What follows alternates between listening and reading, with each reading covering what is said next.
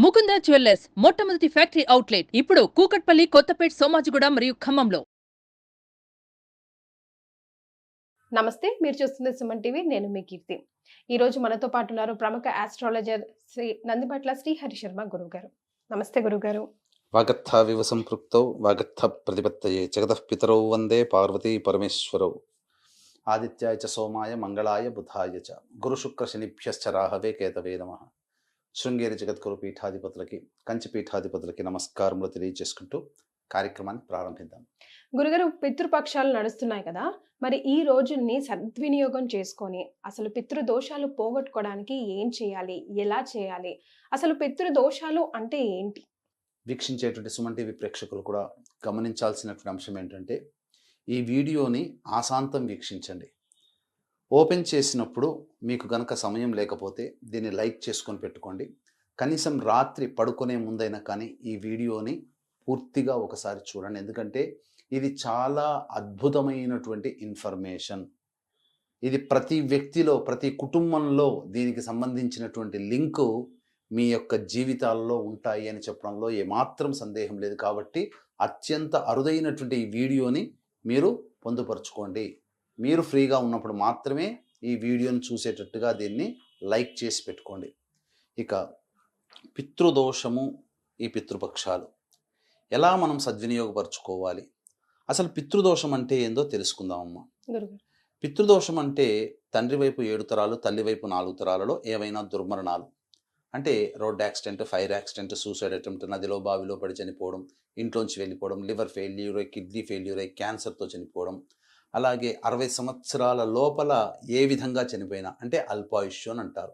మానవుడి జీవితం 120 సంవత్సరాలు. శతమానం, శత అంటే 100, మానం అంటే 20, మొత్తం కలిపితే ఎంతమ్మా? 120. కానీ శతమానం అంటే మనం అందరం 100 అనుకుంటాం. ఆ యొక్క శ్లోకంలో అర్థము, మంత్రంలో అర్థము 120 సంవత్సరాలు జీవించి ఉండు అని చెప్పి.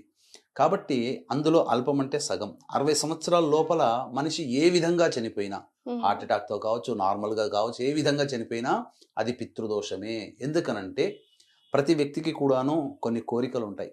నా పిల్లల్ని పెంచి పెద్ద చేయాలి, ఉద్యోగంలో చూడాలి, వాళ్ళకి పెళ్ళిళ్ళు చేయాలి, వాళ్ళకి సంతానంతో ఆడుకోవాలి, వాళ్ళకంటూ ఒక స్థితిగతులను ఏర్పాటు చేయాలి, వాళ్ళని ఒక సుస్థిరంగా స్థానంలో నిలబెట్టి నా బాధ్యతలన్నీ పూర్తయిన తర్వాత అప్పుడు కనుమూయాలి అని చెప్పి కోరిక ఉంటుంది. కానీ గండాంతర దోషాలు, పూర్వజన్మ పాపకర్మ ప్రభావాలు, పైతరాలలో జరిగినటువంటి దోషాల ప్రభావం వలన అల్పాయుష్తో 60 సంవత్సరాల లోపల చనిపోయిన వాళ్ళు కూడా ఈ పితృదోషానికి వస్తారు.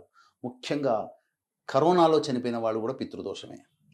అలాగే కాలసర్పదోషంలో జన్మించిన పితృశాపమే. అలాగే పిండ ప్రదానాలు చేయలేకపోయినా కూడా అది పితృదోషంగా పరిణమిస్తుంది. ఇవన్నీ కూడా పితృదోషములు అని అంటారు. అయితే ఈ పితృదోషం వల్ల మానవులకి కలిగేటువంటి సమస్యలు అనేకంగా ఉంటాయమ్మా. ముఖ్యంగా ఇప్పుడు మనం గమనించుకున్నట్లయితే, ఇప్పుడు ఉన్నటువంటి సమాజంలో ఈ వీడియో మొత్తంలో కూడా బాగా ఇంపార్టెంట్ అనే విషయం ఏంటంటే, ప్రతి ఒక్క కుటుంబంలో ఈ పితృశాపం ఉంది. ఎలా అంటారా? పితృదేవతలు ఏం కోరుకుంటారు? వంశాభివృద్ధిని కోరుకుంటారు. ఈనాడు ఏం చేస్తున్నారు? ప్రతి జంట, వివాహమైన జంట ఒకరినో ఇద్దరినో కన్న తర్వాత కుటుంబ నియంత్రణ ఆపరేషన్ చేసుకుంటున్నారు. దానివల్ల ఏం జరుగుతుంది? పితృవంశాభివృద్ధి అనగా సంతానం అనేటువంటిది ఆగిపోతుంది కదా.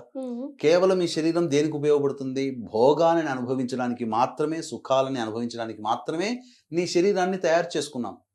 ఆ విధంగా తయారైపోయింది సమాజంలో. కాబట్టి కుటుంబ నియంత్రణ జరిగినటువంటి అన్ని కుటుంబాలలో పితృశాపం ఉంటుంది. అందుకని కొన్ని మతాలు, సైన్స్ వేరు. ఒకప్పుడు రాజు చెప్పాడని చెప్పి నియంత్రణ చేసుకున్నారు, కానీ ఇప్పుడు అనుభవిస్తున్నారు. శాస్త్రం వేరు, మనం ఆచరించే సైన్స్ వేరు. సైన్స్ అని చెప్పి గుడ్డిగా నమ్మడం కూడా వేస్ట్. ఎందుకనంటే ఎన్నో రకాలైనటువంటి వ్యాధుల్ని కూడా నయం చేయలేనటువంటిది మనకు ఈ యొక్క సైన్స్ అనేటువంటిది మనకు న్యాయం చేయలేదు. ఎన్నో రకాల వ్యాధులు కూడా నయం చేయలేనటువంటిది మన దేవతారాధనలో ఉన్నాయి. ఉదాహరణకి సమంత ఇష్యూనే తీసుకోండి. ఆమెకు వచ్చినటువంటి అనారోగ్యానికి, ఆమె దగ్గర ఉన్నటువంటి డబ్బుకి ఎక్కడైనా చేయించుకోలేదా? కానీ ఎందుకు జరగలేదు? కానీ ఒక మంత్ర ప్రభావము, జగ్గి వాసుదేవ్ గారు ఉపదేశించిన ఒక మంత్ర ప్రభావము తనకి మళ్ళీ పునర్జీవితాన్ని, ఆరోగ్యాన్ని ప్రసాదించింది. కాబట్టి తాను ఆంగ్లో ఇండియన్గా పుట్టినా మళ్ళీ తిరిగి హిందూ మతంలోకి వచ్చింది. ఎందుకు తిరిగి రావడం కాదు, హిందూ మతాన్ని స్వీకరించింది. అంటే దాని అర్థం ఏంటి? మన హిందూ సనాతన ధర్మ సాంప్రదాయంలో ఉన్నటువంటి ఆచారాల్లో ఎంతో మహత్యం ఉందనే కదా. ఇప్పుడు మీరు సైన్స్ అని మీరు అంటున్నారు, కానీ ఆ సైన్స్ చేయలేని పనిని మన ఆచార వ్యవహారాలు, మన ధర్మశాస్త్రము, అలాగే మనకున్నటువంటి మంత్ర ప్రభావం ఇవన్నీ చేసి చూపించాయి.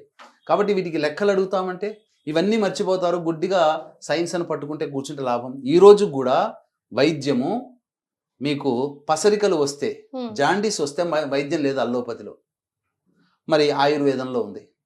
మరి సైన్స్ ఎక్కడికి పోయింది? కాబట్టి గుడ్డిగా సైన్స్ని చెప్పింది అది కరెక్ట్ అనుకోవడం తప్పు. సైన్స్గా అనుకున్న వాళ్ళు కూడా తప్పు సిద్ధాంతాలుగా ఉన్నాయి. ఇప్పుడిప్పుడు అనేక సిద్ధాంతాలు, ఇప్పుడు వరకు మనం డార్విన్ సిద్ధాంతం అంటున్నాం, దాంట్లో కూడా తప్పులు ఉన్నాయని చెప్పి తెలిసింది. ఈ సైన్స్ పుట్టకముందే భూమి గుండ్రాకారంగా ఉంటుందని చెప్పింది. మిగతా ఇప్పుడు చెప్పుకునే సైన్స్కి పితామహులు బల్లపరుపుగా ఉంటుంది. అంటే మన భూమి, మన ఇల్లు ఎలా అయితే చదునుగా ఉందో భూమి కూడా అలాగే చదునుగా ఉందని మొదట్లో సిద్ధాంతం. తర్వాత మన శాస్త్రంలో ఉన్న విజ్ఞానాన్ని వాళ్ళు కంపారిజన్ చేసుకొని భూమి గుండ్రంగా ఉందని చెప్పి అప్పుడు చెప్పారు. మరి ఈ సైన్స్ ఎక్కడికి పోయింది? అప్పుడు మొదలు ఎందుకు తప్పి చెప్పింది సైన్స్? కాబట్టి సైన్స్ని గుడ్డిగా నమ్మాల్సింది లేదమ్మా. మన మహర్షులు చెప్పినటువంటిది. ఈ పితృదోష ప్రభావం వల్ల కుటుంబ నియంత్రణ జరగడం కూడా పితృదోషానికి సంబంధించినటువంటి దారి తీస్తుంది. అందుకని కొన్ని మతాలలో కుటుంబ నియంత్రణ ఆపరేషన్ లేదు, చూసారా మీరు? ఇస్లాంలో లేదు. కాబట్టి మీకు పితృదేవత అనుగ్రహం లేకపోతే కుటుంబంలో అశాంతి ఉంటుంది, కుటుంబ సభ్యుల మధ్య అవగాహన ఉండదు. ఇంకా చెప్పాలి అని అంటే తరచూ ఈ పితృదోషం వల్ల కలిగే సమస్యలు ఏంటంటే తరచూ యాక్సిడెంట్స్కి గురవుతుంటారు, ప్రయోగ బాధలకు గురవుతుంటుంటారు, మందులకి నయం కాని రోగాలతో బాధపడుతూ ఉంటుంటారు ఈ పితృశాపం వల్ల. అలాగే ఆడపిల్లలు మాత్రమే ఉంటారు, కులాంతర మతాంతర వివాహాలు జరుగుతాయి, శారీరక మానసిక లోపాలతో పిల్లలు పుడుతూ ఉంటుంటారు, సంఘ వ్యతిరేక శక్తులతో కలిపి కారాగారంలో ఉండిపోతుంటారు ఈ పితృశాప ప్రభావం వల్ల.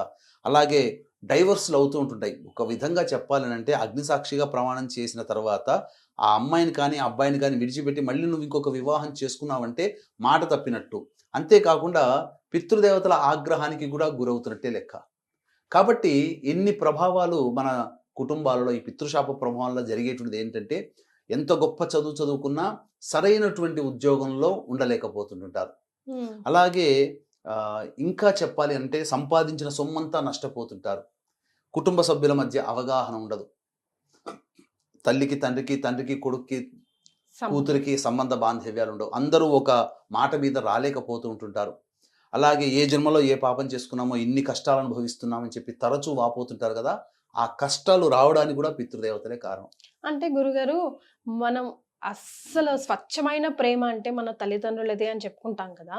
మరి అలాంటి తల్లిదండ్రులు ఎందుకు మనకు దోషాలు పెడతారు, ఎందుకు శాపాలు పెడతారు? ఈ దోషాలు శాపాలు ఒకటేనా?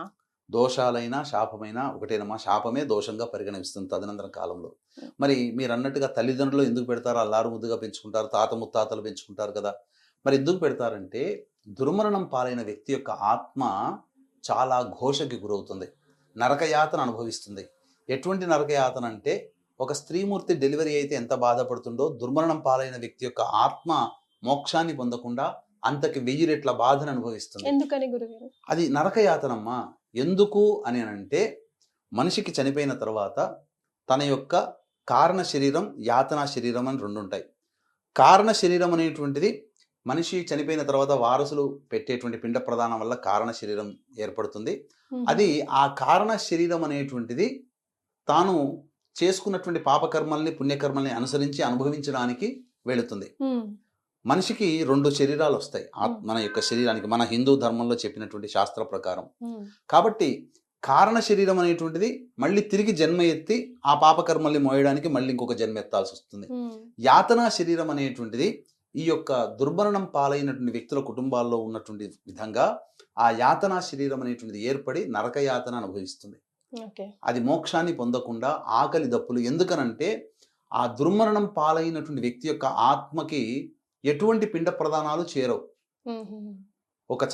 ఉదాహరణకి చనిపోయిన వ్యక్తికి ఆత్మ ఉంటుంది, శరీరం మళ్ళీ వస్తుంది, స్పర్శ రూపమైన శరీరం వస్తుంది. అది వచ్చినప్పుడు తన వారసులు పెట్టేటువంటి పిండ ప్రదానాలు వదిలేటువంటి తర్పణాల వల్ల ఆకలి దప్పులు తీరుతాయి. ఆ యొక్క వారసుడు ఈ దుర్మరణం పాలైన వ్యక్తి యొక్క ఆత్మకి ఎంత పిండ ప్రదానాలు చేసినా, ఎన్ని తర్పణాలు చేసినా ఆ యొక్క యాతనా శరీరంలో ఉన్నటువంటి ఆత్మకి చెందవు. చెందకపోగా అది ఇప్పుడు మనం ఒక పూట అన్నం తినకపోతేనే కింద మీద అయిపోయి ఏదో ఒకటి తినేసేస్తుంటాం. మరి యాతన శరీరం పొందిన ఆత్మకి కూడా ఉంటాయి కదా ఆకలి దప్పికలు. మరి వాటికి ఆహారం సరిగ్గా రాకపోతే అవి ఎంతటి యాతన అనుభవిస్తున్నాయి, ఎన్నేళ్ల నుంచి అనుభవించాలి అవి. కాబట్టి ఇవి తెలుసుకోలేక దేవతలు వరమిస్తారు, దేవతలే పూజ చేస్తారని దేవతలు వరం ఇవ్వరమ్మా. దేవతల వరానికైనా కానీ కొంతవరకు హద్దు ఉంటుందేమో కానీ పితృదేవతల వరానికైనా పితృదేవతల శాపానికైనా హద్దు ఉండదు. అంటే ఫార్మాలిటీ సేక మనం పెట్టేవి దానికి అంత హిస్టరీ, అంత స్టోరీ అంత ఉందా? చాలా హిస్టరీ ఉంటుందమ్మా. ప్రతిదీ కూడా ఇంకా చెప్పాలి అని అంటే మనిషి 3 పిండాలు పెడతారు కదా. మొదటి పిండం తాను కర్త చేసేటువంటి వ్యక్తి కొంత భుజించవచ్చు. సంతానం కలగనటువంటి కుటుంబాల్లో రెండవ పిండం కనుక కోడలు కనుక స్వీకరిస్తే సంతానవంతులు అవుతారు. అంటే పూర్తిగా స్వీకరించడం కాదు, ప్రసాదంగా కొంత తీసుకోవడం. మూడవ పిండం భూచరాలకి జలచరాలకి వేయడం ద్వారా ఆ యొక్క ఆత్మ ఏ విధమైనటువంటి జన్మనెత్తిందో ఆ జన్మకి కావలసినటువంటి అన్నపానాదులకు లోటు లేకుండా ఆ మూడో పిండం ఏర్పాటు చేస్తుంది. దీంట్లో చాలా అంతర్యం ఉందమ్మా. పిండ ప్రదానానికి ఆంతర్యం వేరు. చాలా మంది పొరపడేది ఏంటంటే ఈ పిండ ప్రదానం వేరు ఒకటే, పితృదోషం కూడా ఒకటే అనుకుంటారు. కాబట్టి ఈ పితృదోషం అనేటువంటిది సరైన విధానంలో గనక చేయించకపోతే వాళ్ళకి సరిగ్గా జరగదు. ఇప్పుడు ఏం జరుగుతుంది, ఈ యొక్క పితృదోషానికి సంబంధించినటువంటి ఇంపార్టెంట్ పెరిగింది. ఎందుకు పెరిగింది? ప్రతి కుటుంబంలో ఈ పితృదోషాలు ఉంటున్నాయి. అందువల్ల ఏ కుటుంబం సంతోషంగా ఉందమ్మా ఒక్కసారి వీక్షించేటువంటి ప్రేక్షకులు కార్యక్రమం అయిన తర్వాత గుండె మీద చేయి వేసుకొని ఆలోచన చేయండి. ప్రతి కుటుంబం కూడా సమస్యలతోనే ఉందమ్మా. ఈ సమస్యలు తీరడానికి ఎన్నో మార్గాలు అన్వేషించి రుద్రాక్షలు పెట్టుకుంటారు, రత్నాలు ధరిస్తారు, తాయెత్తులు కట్టుకుంటారు, వివిధ దేవతా పూజలు, అభిషేకాలు, హోమాలు చేస్తారు. ఇవేవి కూడా మనిషికి సంతృప్తిని ఇవ్వవు. ఇచ్చేదల్లా పితృదోష నివారణ కార్యక్రమే మనిషికి సంపూర్ణమైనటువంటి సంతృప్తినిస్తుంది. కానీ ఈ కాలంలో పితృదోషం అనేటువంటిది ఒక వ్యాపారాత్మకంగా మారింది. ఇప్పుడు ఏమైపోయిందంటే ప్రతి వ్యక్తులు కూడా ఇప్పుడు చేయించేది ఎవరమ్మా? సదాచార సంపన్నులైనటువంటి బ్రాహ్మణులు చేయించాలి. కానీ ఇప్పుడు ఏమైపోయింది, వెబ్సైట్లు వచ్చేసేసాయి. ఆ వెబ్సైట్లో ఎవరు పెడుతున్నారో తెలియదు, కాంటాక్ట్ నెంబర్ ఉంటుంది, ఎవరు మాట్లాడుతున్నారో తెలియదు. చూసేవాళ్ళు మాట్లాడేవాళ్ళు దీన్ని వ్యాపారంగా తీసుకుని హోటల్ బిజినెస్, రెస్టారెంట్ బిజినెస్, అలాగే ఇంకా చెప్పాలంటే వస్తువులు అమ్ముకునేటువంటి సామాన్ల బిజినెస్లు, ఇట్లాగా ఈ పితృదోషం బిజినెస్ లాగా మారిపోయింది. దీనివల్ల ఏమైపోతుంది, ఎవరిని మనం కాంటాక్ట్ అవుతున్నామో అనేటువంటి కనీస జ్ఞానం కూడా లేకుండా వీళ్ళు చాలామంది చేసే తప్పేందంటే గూగుల్లో వెతుక్కొని పోతున్నారు. అక్కడ పోయిన వ్యక్తి, ఇప్పుడు మాట్లాడిన వ్యక్తి వేరుంటాడు, అక్కడ పోయిన వ్యక్తి వేరుంటాడు, చేయించే పూజారి గారు వేరుంటారు. ఇంతమంది వేరువేరైనప్పుడు నీకు ఎక్కడ న్యాయం జరుగుతుంది? ఎక్కడా న్యాయం జరగట్లేదు. అందుకనే దీన్ని దృష్టిలో పెట్టుకుని గత 15 సంవత్సరాలుగా మన పీఠం ఆధ్వర్యంలో సశాస్త్రీయంగా దగ్గరుండి కార్యక్రమాన్ని చేయించడం జరుగుతుంది. ఈ పితృపక్షాలలో ఈ నెల 25వ తారీఖు రోజున మరియు 30వ తారీఖు రోజున మన పీఠం ఆధ్వర్యంలో పితృదోష నివారణ కార్యక్రమాలు జరిపించడం జరుగుతున్నాయి.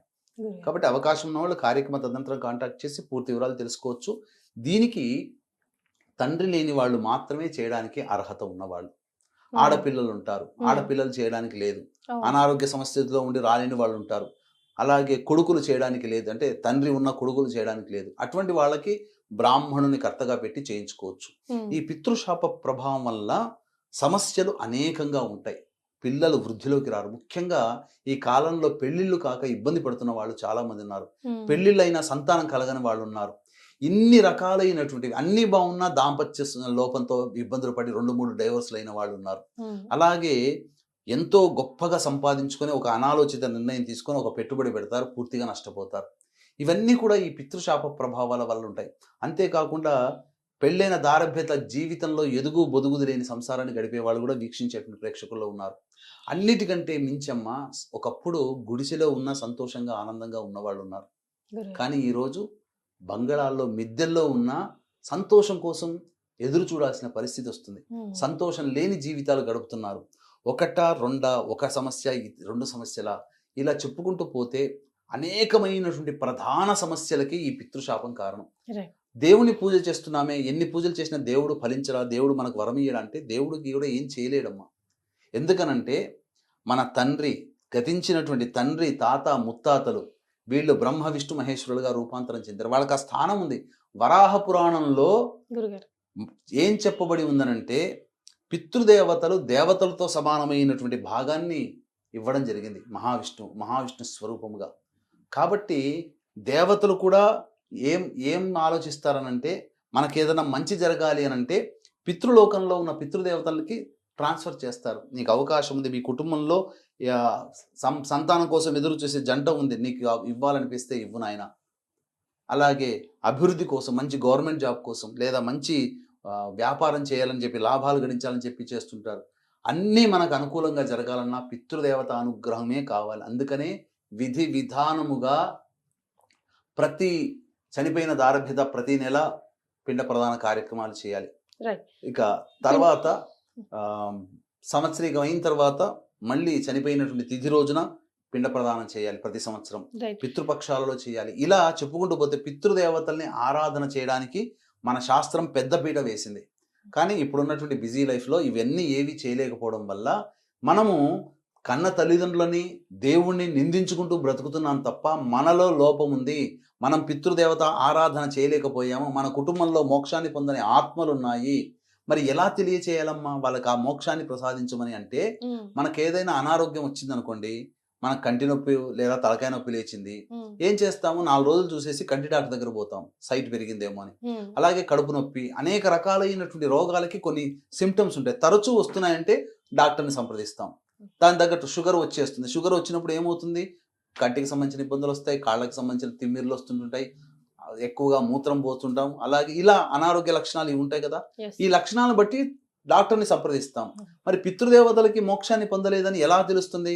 కొన్ని లక్షణాలు ఉంటాయి. ఏంటనంటే, తరచూ ఇబ్బందుల పాలైపోతుంటాం, చిన్న పని కూడా ఎక్కువగా కష్టపడుతూ ఉంటుంటాం, ఏ సమస్య పరిష్కారం కాదు. ఇలాంటి సమయంలో మంచి ఉపాసనా పరులైనటువంటి జ్యోతిషుని సంప్రదించినప్పుడు అప్పుడు వాళ్ళు మీ జాతక చక్రాన్ని పరిశీలన చేసి పితృశాపం ఉందండి కాబట్టి ఈ పితృదోష నివారణ జరిపించుకోండి అన్నప్పుడు ఆ విధంగా అది కూడా చెప్పాలి అని అంటే నీకు దేవతానుగ్రహంతో పాటు పితృదేవత అనుగ్రహం ఉంటేనే మాలాంటి జ్యోతిషుల దగ్గరికి రావడం, మాలాంటి వాళ్ళ దగ్గర సశాస్త్రీయంగా చక్కగా చేయించుకునే విధానం ఉండడం.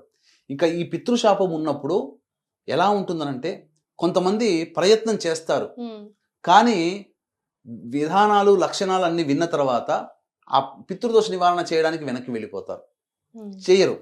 అంటే వాళ్ళ కుటుంబాల్లో పితృశాపం చాలా ఉందన్నట్టు లెక్క. కాబట్టి తెలిసి కూడా చేయలేకపోవడము, ఎన్ని ప్రయత్నాలు చేసిన కొంతమందికి నా దగ్గరికి ఇప్పటికీ కూడా సంవత్సరం నుంచి మీ యొక్క ఆధ్వర్యంలో జరుగుతున్నటువంటి పితృదోష నివారణ కార్యక్రమంలో తరచూ చేస్తున్నారు కదా, ప్రతిసారి వింటున్నాము, రావాలని ప్రయత్నం చేస్తున్నాము, రాలేని వాళ్ళు ఉన్నారు. ఇంకా మీకు చెప్పాలి అని అంటే ఈ పితృశాప ప్రభావం ఎక్కువగా ఉన్నప్పుడు ఈ యొక్క పితృదోష నివారణ కార్యక్రమం జరపడానికి ఈ యొక్క ప్రేతలు అడ్డుపట్టు వేస్తాయి. అందువల్ల చాలా మందికి అకస్మాత్తుగా బుక్ చేసుకుంటారు, పాపం రిజిస్టర్ చేసుకుంటారు, హాస్పిటలైజ్ అయ్యమని చెప్పి ఆగిపోతారు, జ్వరం వచ్చిందని చెప్పి ఆగిపోయిన వాళ్ళు ఉన్నారు. ఇక చాలా మంది అనారోగ్యాలు వచ్చి ఆగిపోయిన వాళ్ళు దాదాపుగా 2.5 సంవత్సరాల కాలంలో ఒక 7-8 మంది ఆగిపోయిన వాళ్ళు ఉన్నారు మా ఏదో ఒక కారణం చేత. మరి ఎందుకు ఆ దోష నివారణ జరగడానికి కూడా పితృదేవతలు సపోర్ట్ చేయవు. ఎందుకనంటే అంత దోషం ఉన్నప్పుడు మనం చేసుకోవాలి, కట్టి పరిస్థితుల్లోనైనా కానీ పట్టుబట్టి చేసుకుంటే ఆ పితృదేవత విమోచనం జరిగి అనుకున్నటువంటి కార్యక్రమాల్లో మనం విజయం పొందుతాం, మన కుటుంబం ప్రశాంతంగా ఉంటుంది, ఒక పెద్ద బరువు తీరిపోయినట్టుగా మనకు ఫీలింగ్ ఉంటుంది. చాలా సంతోషం గురుగారు, ఎన్నో ధర్మ సందేహాలను నివృత్తి చేశారు. ధన్యవాదాలు. సర్వం శ్రీ ఉమామహేశ్వర పరబ్రహ్మార్పణమస్తు.